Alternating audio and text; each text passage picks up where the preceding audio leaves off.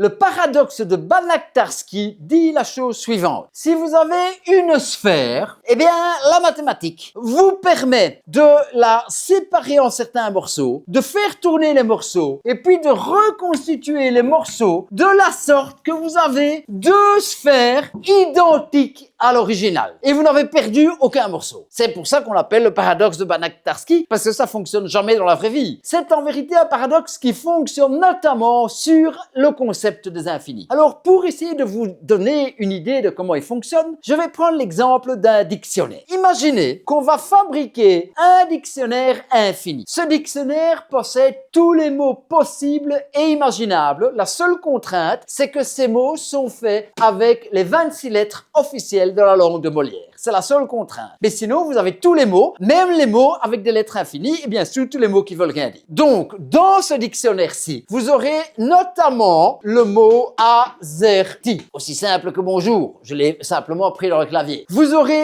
également le mot QSD et le mot WXC. C'est pas forcément des mots qui veulent dire quelque chose, mais c'est juste pour comprendre. Vous avez tous les mots possibles et imaginables. Ça, c'est un dictionnaire infini. Maintenant, vous dites, OK, dans ce dictionnaire infini, il y a des mots qui commencent par A, il y a des mots qui commencent par B, il y a des mots qui commencent par C, et ainsi de suite. Donc, je peux prendre mon dictionnaire infini, je peux le séparer en 26 sous-dictionnaires, toujours infinis, dont le premier a tous les mots qui commencent par A, le deuxième a tous les mots qui commencent par B, et ainsi de suite. Jusque-là, tout va bien. Dans le dictionnaire des mots qui commencent par B, vous aurez notamment BAZERTY, vous aurez BQSD, et vous aurez le mot BWXC.